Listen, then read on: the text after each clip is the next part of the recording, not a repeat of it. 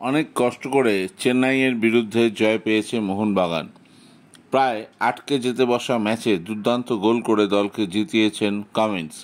দুর্দান্ত খেলেছেন Greg Stewart, কিন্তু গোলের ওপর বিস্ফোরা। পরের নর্থ ইস্ট ম্যাচে অর্থাৎ 8 তারিখ মোহনবাগানের দুই নির্ভরযোগ্য ডিফেন্ডার সুভাশিস বসু এবং অ্যালবার্তো রড্রিগেজ নেই। এই দুজনের শূন্যস্থান কিভাবে ভরাট করবে মোহনবাগান, এটাই সবচেয়ে বড় চিন্তার কারণ। এখন শোনা যাচ্ছে আশিক কুরুনিয়ানকে সেদিন লেফট ব্যাকে ব্যবহার করতে পারে মোহনবাগান। আশিক এমনিতেই শেষ ম্যাচে 20-25 মিনিট খেলেছিলেন।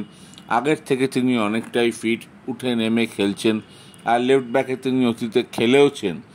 বাঁদিকে যদি তিনি লেফট ব্যাকে খেলেন তাহলে স্টপারে টম অলরেডের সঙ্গে খেলবেন দিব্যেন্দু, আর ডান দিকে অর্থাৎ রাইট ব্যাকে খেলবেন আশিস রায়। এই মোটামুটি ঠিক আছে। মঙ্গলবার থেকে অনুশীলন শুরু করবেন মলিনা।